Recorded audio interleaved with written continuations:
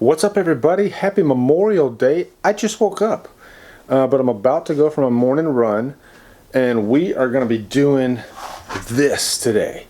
Halloween 6, the producer's cut. I posted a poll on Killer Flicks, and my choices were Halloween 6, Carrie the Remake, and Nightmare on Elm Street Part 2, because I find that one interesting. But yeah, it was unanimous. Everybody wants Halloween 6. And I did 6 of the Halloween movies, but I didn't do part 6 when I did my very first Drumdums watches. It was a Halloween marathon.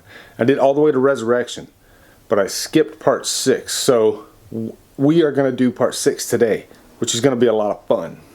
But first, I'm going to go for my morning run. Okay, guys, the morning 5K is done. It's time to get the Halloween 6 producer's cut Drumdums watches on. Let's get it going.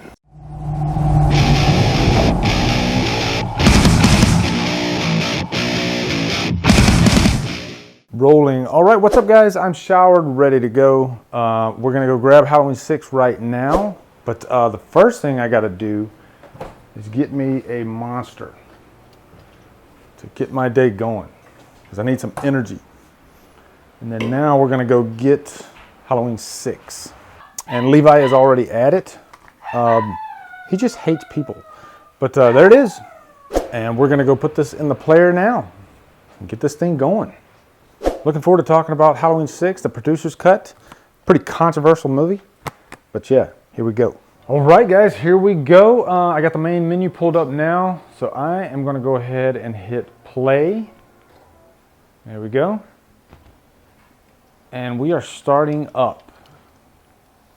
And this is on my new 4K TV, so this will be the first Drumdums watches on my 4K. This is not a 4K Blu-ray, of course, because there's very little horror content out there right now for 4K. And Halloween 6 is one that I've been wanting to do for a long time, the producer's cut. And the reason I didn't do it on my marathon video, because my very first Drumdums watches was actually 6 Halloween movies. And the reason I didn't do it is because it was right in the middle of October and I had just watched Halloween 6. So I hadn't watched the rest of them, and I was doing my 31 days of October and I was trying to rack up all the movies. So for some bonehead reason, I skipped Halloween 6. But that's okay, because I want to do a full dedicated episode to Halloween 6, because this movie is just so important to me. I love the hell out of this. And right away, Jamie is in the sanitarium, and we can tell obviously she's having a baby.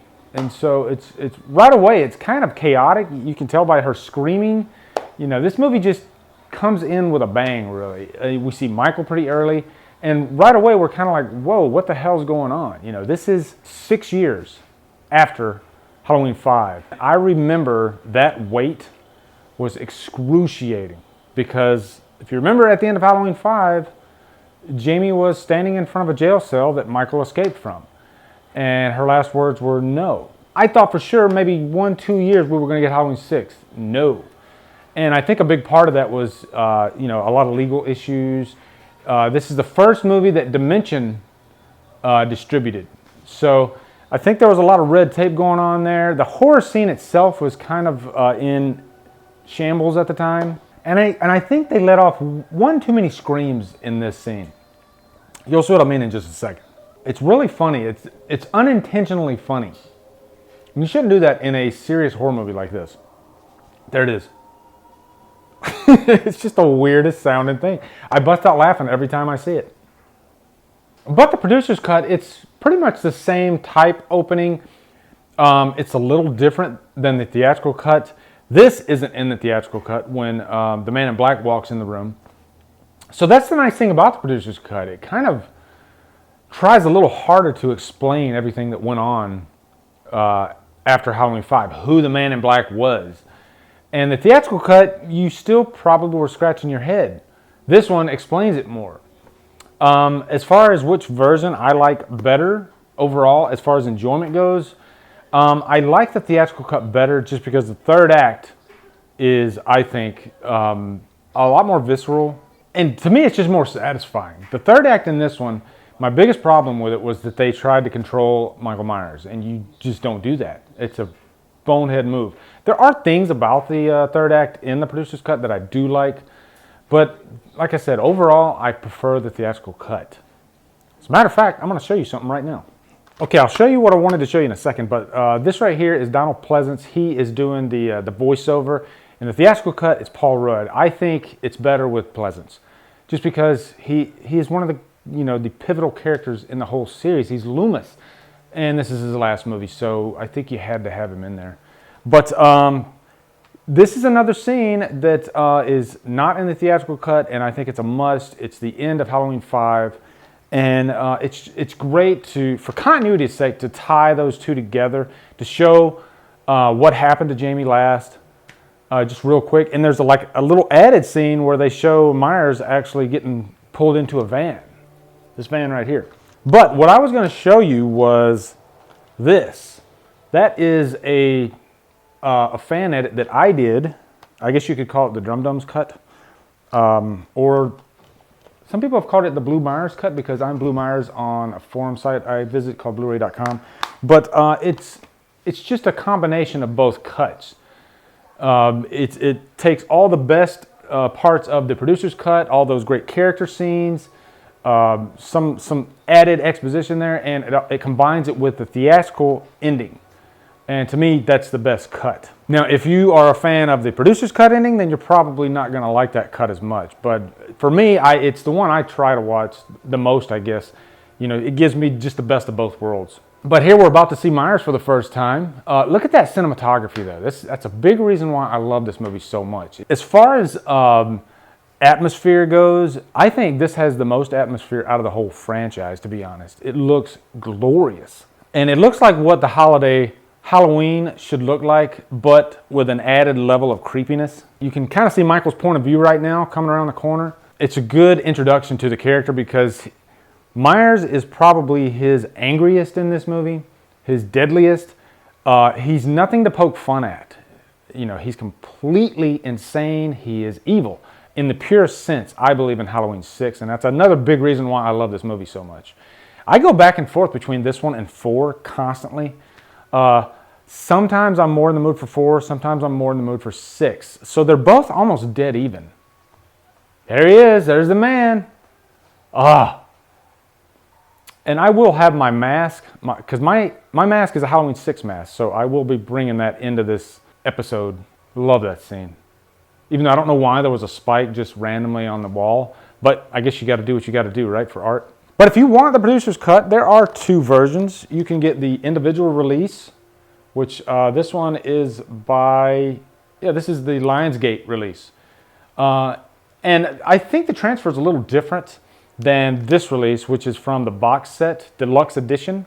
You cannot get the producer's cut on the regular 10-disc edition. You have to get the deluxe edition, or you can buy the individual release, of course. I don't know how much it is on Amazon right now, but I got this for like $7.99. But just to talk about the producer's cut and the legend of it, it should have never happened, because I remember, even if you look at 25 Years of Terror, the Halloween 6 panel, they're talking about it, and even in their minds, this was never going to happen. They had almost given up hope. And then Shout Factory comes along, and I love studios that are just huge horror fans, and they are a fan of this franchise. I don't know how they did this, but because there's 3-4 different studios that own the rights to all the Halloween movies, and they were able to put this whole thing together. And not only that, I still remember the day that I saw the news report that we were going to get the box set, and then I saw the words producer's cut in there, and I almost passed out. I couldn't believe it, because the producer's cut was my holy grail of not only Blu-ray releases, but DVD. I wanted just anything to be official. DVD would have been good for me, but icing on the cake, to get the Blu-ray was insane. To get the the quality is just gorgeous. They did such a great job. I don't know if they did a 2K scan, 4K scan, whatever, but it's glorious. And coming up here is another scene, a little added line of dialogue, or I guess a line of dialogue that was taken out of the theatrical cut. And I think for the good, and you'll see what I mean when you see it. Yeah, this little line right here, this nursery rhyme, not needed. Not needed at all. You could have taken that line out. It was kind of cheesy, kind of hokey. All right, we are well into the story now. We can see Jamie trying to get away. She just escaped from the sanitarium. She's trying to protect her baby. And then Barry Sims, who originally was supposed to be played by Howard Stern. That's right, you heard that right. Howard Stern. Or they asked him to play the part, but he said he couldn't. So, can you imagine Howard Stern in a Halloween movie, though? As a matter of fact, even Quentin Tarantino wrote a draft for Halloween 6, which I would love to read that script. But here's the douchebag win, and you can tell that Donald Pleasance, you know, he looks very, very old in this. And this is like 6 years after the last one, but he looks 10 years older than the last one. He's just, he was so, I mean, he died right after this movie was made. I get emotional when I talk about Donald Pleasance because what he brought to that character is monumental. Like, if you didn't have Loomis, Halloween wouldn't be what it is. Even though you had John Carpenter directing the first, but Donald Pleasance just brought something so special to this series. And I even like hearing Carpenter talk about when he was a huge Donald Pleasance fan. And he said when he first talked to him, he was just petrified, scared to death. You know, that was the power of this small little man. You know, he was just that respected of an actor. And here's Paul Rudd, our first entrance of Paul Rudd. This is the first movie he ever did. And I like Paul Rudd in this. I think he does a good job. After this came out, Paul Rudd wasn't that proud, to be in a Halloween movie. And I think a lot of young actors, Rooney Mara is a great example. They seem to put down horror movies when I still will never, ever get that. I mean, if you're an actor and you get a job, you take anything you can get. And to be able to be in a major franchise like this, why wouldn't you be, proud of that and be able to and jump at the chance? Unless you just did a horrible job. Maybe that's what it is. Maybe they think they don't do that well. Recently Paul Rudd, he was actually on the Howard Stern show and he was talking about Halloween 6. And, looking back, he says he was kind of ashamed of it when he first did it. But then, now he's kind of proud of it. He looks back like, wow, my first movie was a Halloween movie. And isn't that cool? And so I get a kick out of that he, kind of changed his attitude towards the franchise. And I guess horror in general. I'd like to see Paul Rudd in another horror movie. Just because he was really good in this, I thought. He oversells it at times, but still, I think I'd rather them oversell it than undersell it. And, he did a good job at that. And talk about creepy. This was the third movie I saw in the theater, third Halloween movie I saw in the theater. I saw 4 or 5. And this one freaked me out. It's just a really well done movie by Joe Chappelle as far as, creating atmosphere and just being really creepy. George P. Wilbur came back, who was in Halloween 4 as Myers. And say what you want about George P. Wilbur's, I guess, body posture. He's not a skinny guy. But, man, he sure can be creepy. And this Myers is the most brutal Myers I've ever seen. Now, one thing to note about the two versions is the scores are different. When they went back and reshot the scenes for the theatrical cut, Alan Howarth actually went in and recorded some more rock-inspired musical cues. And I kind of dug that. It really stands out apart from the rest of the franchise, but it still has a lot of those Halloween-themed cues. But it's just, I don't know, I like the rock atmosphere. It kind of suits the tone of this movie, I think. Whereas in the producer's cut, they use a lot more of the traditional music cues. And we're getting to the barn scene. Another one of my favorite scenes. And this scene was actually reshot again, too, because in the producer's cut, she is just stabbed. Jamie's just stabbed. And they wanted a more brutal cut. Plus, they wanted to remove the whole putting Jamie in the hospital and keeping her alive longer, which I didn't think was necessary. Don't get me wrong. I love the Jamie character. Do I want her to be till the end of the movie? Yes, I do. But in this particular story, they just kind of had her linger on after this scene, and she really did nothing. So if you're going to kill her, go ahead and kill her now. And it's a brutal kill, too, in the theatrical cut. But the actress that played Jamie in this, J.C. Brandy, I think, she said that she had lost 10 pounds between both cuts. So when she came back and did the theatrical cut, you can kind of tell that she's thinner. This guy right here, Bradford English, just killed it as John Strode. Ooh, and here's a creepy scene. It's like the curse is being passed on to the kid.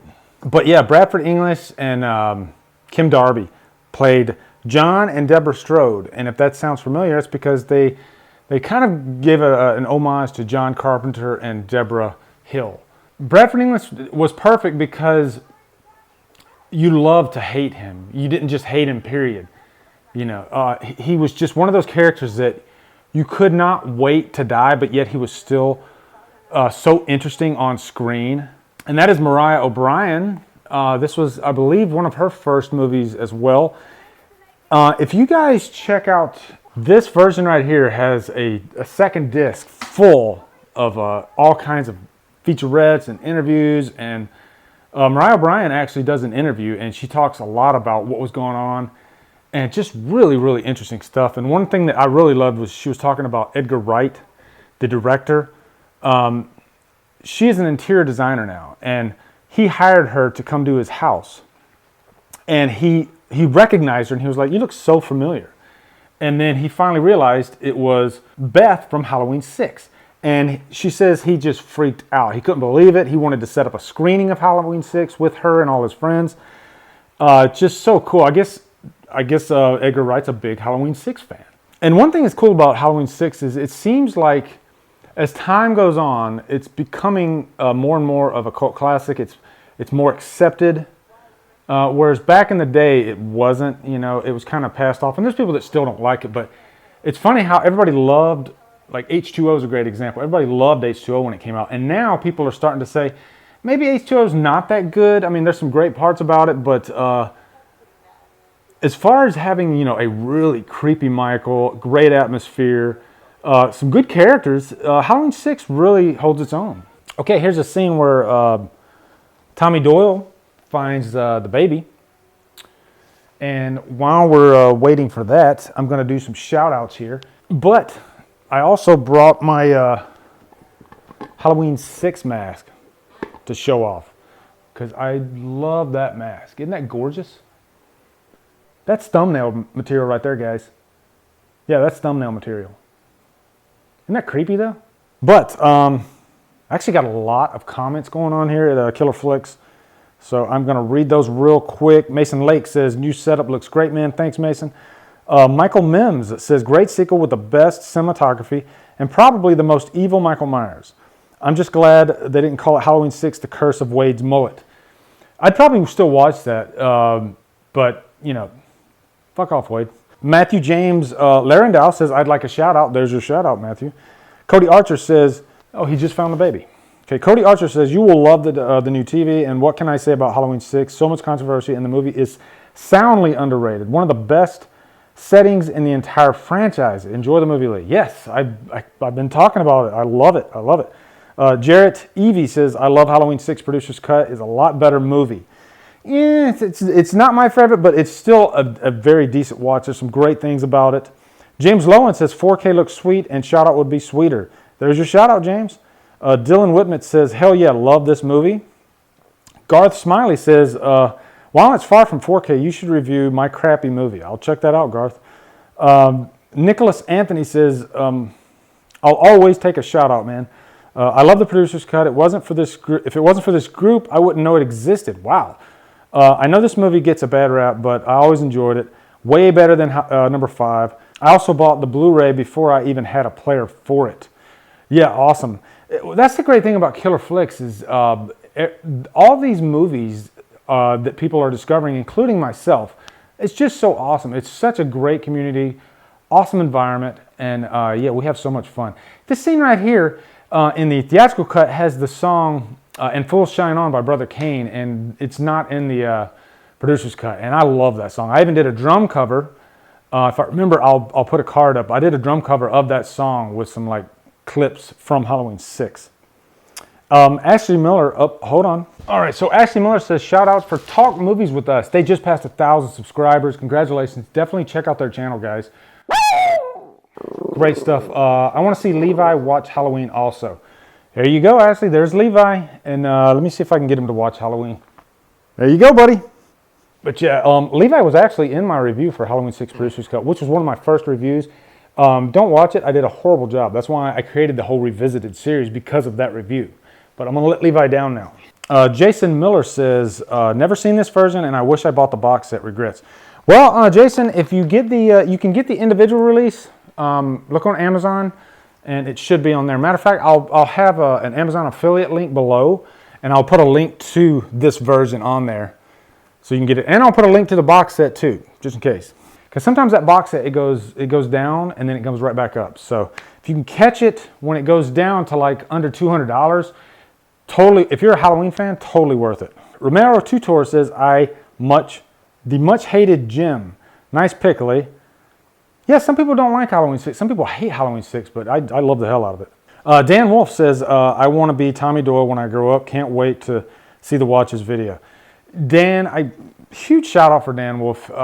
Such a talented radio producer over in Chicago, and he's constantly supporting me, and I really appreciate it, Dan. All that you do for me, man. Really appreciate it. He even hooked me up with a bunch of VHS movies, so I can't thank you enough. Parker Schmeichel says, awesome, looks great. Adnan Ahmadajay, I know I just butchered that. I'm sorry, Adnan. How would you want the 2018 Halloween movie to be? The short answer is, if they can kind of pull some of the aspects from that Halloween Returns script, especially Myers, you know, the Myers in that movie, in that script, they just nailed him. So if they can do that, or just make Myers like Halloween 6, I'll be happy. I would even like a sequel to Halloween 6. Writer Daniel Farrens, he had an idea for Halloween 7 after Halloween 6, but then that got scrapped because of Jamie Lee Curtis. Chad Leach says, what's up, Lee? What's up, Chad? Sebastian Vieira says, shout out, please, Lee. There's your shout out. Cody Archer says, Lee, give us a Killer Flicks Live update. There you go. That's what we're getting. Cameron Artley says, I really enjoyed this film. I still wonder where the series could have gone if they stuck with this storyline. Cody Leach says, to me, this is one of the most vicious and brutal Myers in the series. Never seen the producer's cut. Is it better? Cody, you should definitely check it out, because sometimes me and Cody differ on certain movies, so he might like the producer's cut better. Definitely worth checking out, though, if you're a fan of Halloween 6 in general. Jason Hamilton looks awesome. I'm still not a fan of the thought that someone can control Michael. Boom! There you go. You just nailed it. That's my biggest problem with the producer's cut. Couldn't have said it better, Jason. Okay, now we're on the scene where Loomis is talking to Deborah Strode, played by Kim Darby. And this is one of those scenes where Loomis kind of gives his speech about, you know, this is what you're dealing with. Oh, and here's a scene from the producer's cut, too, where they showed the operation of Jamie and they're pulling the knife out of her. That's not in the theatrical cut because, of course, she died in the theatrical cut early. So, but yeah, Loomis, he's talking about, I love the line where he says, my ultimate failure. He worked for 15 years trying to reach Michael, and, you know, of course, you can't tame Michael. You can't control Michael. So that's another example of why putting that aspect in this movie is just a horrible idea. But yeah, this is really kind of the, well, I guess the second kill of the movie. But Kim Darby, she was actually in Better Off Dead, which I loved her in Better Off Dead. She's great. But she plays a very different role in this one. But she's trying to reason with John, and, you know, of course, he's just the ultimate asshole, so there's no way he's going to listen to reason. But, you know, I thought that was perfect casting, having, you know, she is just this really passive type of person, and he is just the complete opposite. And I think there's a lot of marriages that are like that out there, actually. But, you know, for some reason they felt like a real couple, you know. That's I think, as far as nailing the family of the main characters, because it's not something that's really focused on that much in the whole series. Rob Zombie's Halloween does kind of do it a little bit, but most of the time, the family of the younger actors, they're kind of just an afterthought. They don't really serve a purpose. Whereas in this one, they're a major part of the story. All right, so here is another scene in the producer's cut that's not in the theatrical. Did not like this scene at all, because this is the scene that shows that Myers raped Jamie and he is the father of that baby. And to me, that's just taking it way too far. The theatrical cut, you could come to that assumption, but it's never spelled out. Anybody could have been the father of that baby. I don't know why in the hell that was put in there. I don't really know if Daniel Farrens wrote that part. I'd have to do my research. But yeah, this scene is just completely needless. It's pretty to look at. It's a nice, it's nice to have added scenes in movies, but sometimes those scenes just don't really fit into the actual storyline that well, and this one doesn't. But and then here's the scene where the man in black, he shoots her right in the head. Like I said earlier, you didn't really have to have her linger on throughout the movie just to shoot her in the head. My perfect version of Halloween 6 would have been having Danielle Harris back, and that's another whole story. She asked for, I think, $5,000 and they wouldn't give it to her, which is insane. And by the way, on that documentary, there's a long interview with Danielle Harris, and she talks about that whole situation and how awkward it was, and she didn't really understand the vision they were going. And yeah, but this scene right here is really cool too, because this is where they try to explain, where Michael's evil comes from, which I don't have a problem with, because it's still kind of mysterious. You could jump to your own conclusions. It's just a myth. It's not spelled out. This is exactly what happened, why he's evil. It's just a theory, and I don't mind theories in movies. I mean, when you're making sequels, this is number 6 in the series, so you do want to add a little bit here and there, and I think it's okay to try to explain a little bit without giving a definitive answer. And so I thought this was interesting. 4, 5, and 6 are known as the Thorn trilogy, even though 4 doesn't really bring any of those ideas into the movie. But it's still same characters. So, 4, 5, and 6, Thorn trilogy. I love the trilogy too. Even though 5 is one of the worst movies, there are still some things about 5 that I really enjoy. And to me, this is where the movie really kicks into high gear too. As soon as nightfall happens, then that's when the chaos starts happening. Myers, the kills from this point on are just bloody as hell, brutal as hell. And there's another scene, and I can go ahead and talk about it now because it's not in this version. The laboratory massacre, where Myers in the third act comes in and just destroys all those doctors, and there's just blood all over the place. Great stuff, great stuff. And I wish that would have been in this one, but no. Oh, and Mrs. Blankenship. She's another great character. If you watch the 25 Years of Terror Halloween 6 panel, she steals the show. She really does. And she passed away a few years ago too, I think. But the little speech about Halloween and all that stuff is just great. She actually babysat Michael Myers the night that he killed his mother.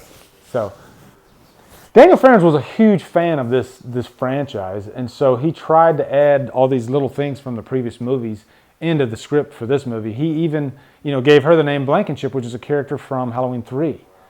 And he even wanted Halloween 3 to be playing on the television for one of the scenes. And here it is.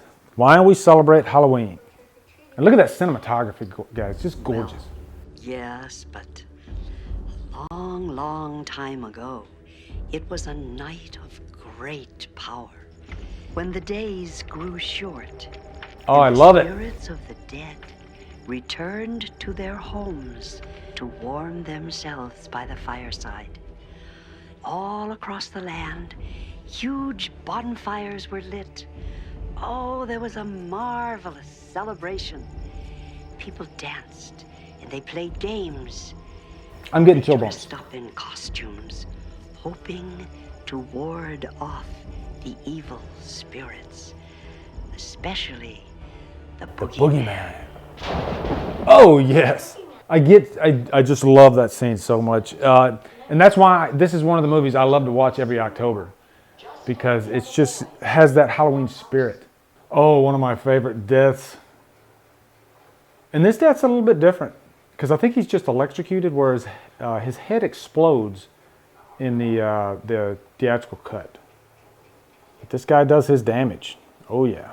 And Bradford English, what he brought to this character, I wouldn't have minded seeing for a sequel. I wouldn't have minded if he didn't die. He's just a fun character. Uh-oh, here we go. Yeah, the music of the kill's different too.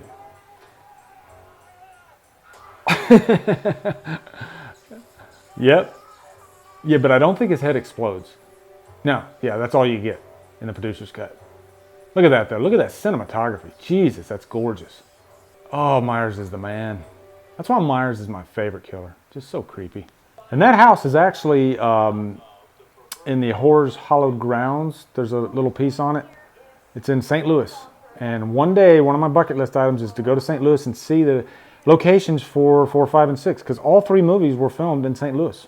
Michael Myers is long gone. No, he's not. No, he's not. So here's one of the cool kills. This is the Raining Red scene. The little girl singing, which just kind of adds another level of creepiness to it. And the actor who played Barry Sims, he was also in Silent Night, Deadly Night. He was getting it on the pool table with Linnea Quigley. And the way he died in that movie is actually very similar to the way he died in this movie. I believe he had like cuts all over him and everything. And oh, we got one of those scenes right here. But yeah, I mean, from here on, it's just great kill after great kill. And I love the way that Beth dies because Kara actually sees her in the window and she's trying to, she's screaming at her. We'll get to that scene. It's great though. Okay, here we go. This is it. This is probably one of the most iconic scenes. There he is, Myers right behind her. Super creepy. Now, the way they did it in the producer's cut, not as effective really, because the sound effects they used in the theatrical cut, you almost felt what she was feeling getting stabbed. It was just so impactful. Whereas this one, all you heard was like just little knife slash sounds. And then she sees Danny in the house, which just adds another level of suspense to it. So she's got to go up in this house after watching her friend get killed. So she knows Myers is in that house. And then she's got to go find her son. Oh my God, I wouldn't want to be in that situation. And as soon as this scene ends, that kind of wraps up where both cuts are kind of on the same plane. Then it goes a completely different direction than the theatrical cut. I mean, both endings, they take place in the sanitarium, even though the theatrical cut was actually shot in Los Angeles, whereas this one was still shot in Salt Lake City. So if you look at both cuts, those endings, you can tell the locations are different. And what's interesting about the theatrical cut is they shot that whole thing inside of a weekend, and it was very covert ops. Nobody knew that they were doing it. They kind of did it behind the producer's back and went ahead and shot the scenes. So they were in a hurry. They probably only were doing like, 1 or 2 takes. They got a completely different Michael. For whatever reason, they didn't want to bring George P. Wilbur back. So they brought Michael A. Lerner, who is the son of the doctor that he pushes through the jail cell. If you look at, I think it's Horror's Hallowed Grounds, there's a section in there where they talk about that whole filming experience of the reshoots in order to make the theatrical cut. And by the way, those reshoots were really because of 14-year-olds. They did a test screening. The test screening was filled with pretty much teenagers, and they didn't like it. So they didn't like the producer's cut, so they ended up making the theatrical cut ending. And I kind of agree with the 14-year-olds. But really suspenseful scene here. Great stuff. And here's a scene very reminiscent of the first movie with Jamie Lee Curtis banging on the door. Well, this time we got Kara Strode banging on the door. And this is where the story starts taking a left turn. Now I remember watching this in the theater thinking, what the hell's going on? And this is where the whole cult angle starts taking over. And, they start taking the story in a different territory. And, it's not too far-fetched. Like, when you got a character like Myers who is supernatural, and somebody eventually tries to take advantage of that, I'm not too surprised. And there's our big reveal. It's Wynn. And I like that they brought Wynn, because Wynn was in the first Halloween. So, that's a character that they could utilize later, and I think they did it in a pretty cool way, actually. But you got to be careful with that. You don't want to go too far with, controlling Myers. Not a good idea. I think they could have went a different direction with it and still used the whole cult angle. But there, love that shot, flying right out the window, Friday the 13th Part 4 style. And here we go. This is the producer's cut ending. We are in completely new territory now. You see Kara laying there on the table. They're about to do some kind of seance or ritual around her. And the producer's cut kind of had its own little musical theme there going.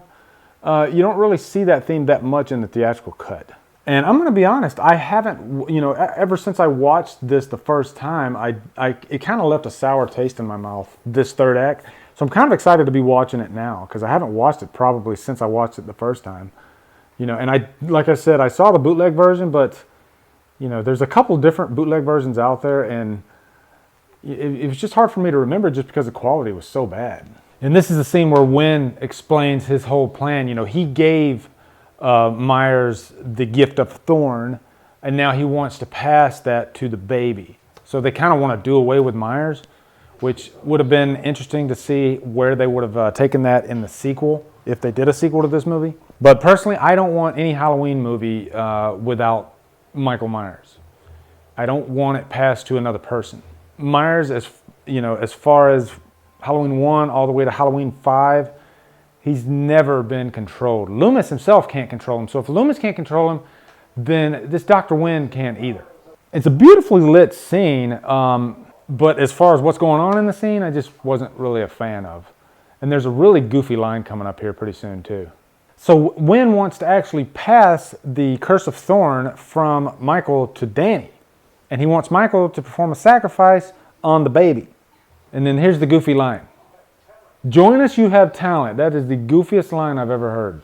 And maybe context has something to do with that, but yeah, I laughed out loud when I heard that line. But there's no way Michael would be standing in the corner just watching what's going on. No, you don't control Michael like that. It doesn't work. And then this is the scene where they want to use the ruins to stop Michael, to stop the evil. And I think that's kind of taking it a little bit too far. Like just these little pebbles could stop Michael from walking. I don't know. I don't get it. Oh, guys, and check out the updated Evil Drumdums lair. I did have my Stormtrooper over here next to this guy, but for uniformity, I think he needs to stay over there. But behind him is the Color Track 2000, Jolene. So, yeah, there's Jolene. And my VHS movie's on the top. And the 3D TV is now right here. So, yeah, I just need to get some more posters over on that side. But, yeah, 3D TV looks pretty good there. And this will make for a much more immersive experience when I'm watching 3D movies. So, really cool. All right, guys, before we close it out, a few more shout-outs because I want to get everybody. So we're going to go to Killer Flicks right now. Santino Baccaro says, Halloween 6, in my eyes, is such an underrated film. I love it. Out of all the Halloween movies, this one probably captures the look and atmosphere of the Halloween holiday the best. Could not agree more, Santino. Justin Cook says, I'll take a shout out, Lee. You're the man. Love this movie. Hell yeah, I love this movie too, Justin. Donnie Hansen says, I like Halloween 6, but I was not a fan of the producer's cut. Yep, I agree with you, Donnie. I enjoy the producer's cut. I'd give it like probably a solid like high humdrum. But whereas the theatrical cut is damn near close to a Trapped on an Island for me. I love it that much, and I know that's crazy to some people. Doug Melvin says, I'd love a shout out. I'm 39 today. Happy birthday, Doug. That's awesome, man. 39, 1 year away from Big 40. Yeah, I'm 43 now. I'll be 44 in July, so God, time flies. Mason Lake says, hey Lee, awesome setup. If you don't mind me asking, was the 4K player expensive? No, actually it was on sale for $219, I believe, at Best Buy. So, I mean, not too bad, actually. I mean, I got my whole setup for under $1,000. So, really nice. And now we are going to head over to Twitter, because I got some likes here. And if you liked my status on Twitter, then I give you a shout out. And by the way, I posted the poll on Twitter too, and actually Nightmare on Elm Street came in first out of 20 votes. But if you put all the votes together, Halloween 6 still won by a landslide. But yeah, the other two were Carrie and Nightmare on Elm Street 2. I'm still interested in doing those other two movies though. I found the Carrie remake really interesting, and Nightmare on Elm Street 2 is always a fun one to discuss. But going to the likes, got 14 likes on this one actually. So let me click on it. Okay, and for the likes on Twitter, I got the Horror Miser, Sam, Parker Smichael, Christina Bird, Charlie M. Winston, Zebrad, Danny Blu-ray Dan. Danny O'Neill. I'm not used to calling you Danny O'Neill.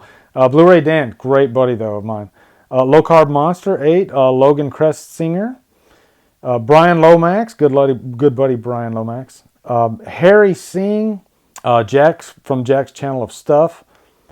James Lowen and Stephen Perez. Over at Instagram, I got, I think, 2 comments there, so I'll give those guys a shout out too.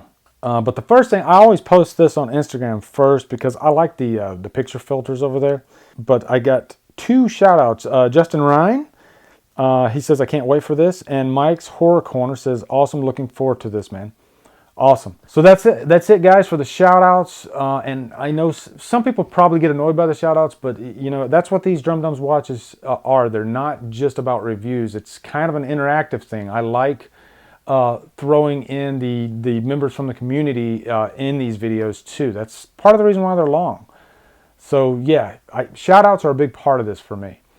So anyway, back to the exciting conclusion of Halloween 6, the producer's cut. And here we go. Here's the scene where he sets the ruins out and then stops Michael. And that is George P. Wilbur. George P. Wilbur did all of the producer's cut. Just so you know, if you haven't seen the producer's cut and you don't want to know the ending, I would probably stop it right now because I'm going to talk about the ending. Okay, 3, 2, 1. Okay, the ending in the producer's cut is the old bait and switch. And I think it's the first in the series that did the bait and switch, because they did the bait and switch again at the end of, I guess, end of H2O or the beginning of Resurrection. That's how they explained that it wasn't Myers. But one thing I do like about that is Loomis's reaction. All you hear is that scream. And that scream's also in the theatrical cut. But in this one, you actually see him screaming. And so I guess in this one, you know why he screams, even though he screamed for a completely different reason in the theatrical cut. And there you go. It's not Myers, it's Wynn. And when Loomis sees the thorn symbol on his wrist, that's when he kind of freaks out. And it is a very good job by Pleasance. It is a creepy scene. I will give him that. And here you go. Great acting by Pleasance. Man, at least Donald Pleasance gave it, you know, he always gave it his all. He never treated this franchise with disrespect. He loved this franchise. And I still miss him to death to this day. But that's it. That's the ending. And we see the real Michael looking back. And then just like the first one, they show us places that we've been to in the past. And then, yep, there's the pumpkin. That's it. That is the end of the producer's cut. Guys, I had so much fun doing this. I'm glad I saved the producer's cut for a separate episode of Drumdums Watches because I had a lot I wanted to say. And yeah, this is probably going to be a pretty long episode, but I loved it. I had such a blast. If you haven't become a member of Killer Flicks, make sure you do so. Also, you can follow me on Facebook, Twitter, Instagram, and Letterboxd at Drumdums. If you're new to Drumdums Watches, thank you for watching, and I've done at least a dozen of these things, so I have a Drumdums Watches playlist. I'll post a card for that. A lot of good content in there, and these episodes are usually pretty long. I usually try to make them about anywhere from 20 to 30 minutes. This one's probably going to be longer than that. It's different than a review. I actually take the time and go in depth, and I pick out certain scenes of said movie, and I talk about them. So it's more than just a review. And I don't just do horror, but for the most part I do horror because I get passionate about good horror movies. So anyway, guys, that's it. That is my Drumdums Watches Halloween 6 producer's cut. Let me know in the comments what you think of this movie. And if you like what I'm doing, hit that subscribe button. I'd really appreciate it. Anyway, guys, thank you so much for watching. Have a great day, and Drumdum out.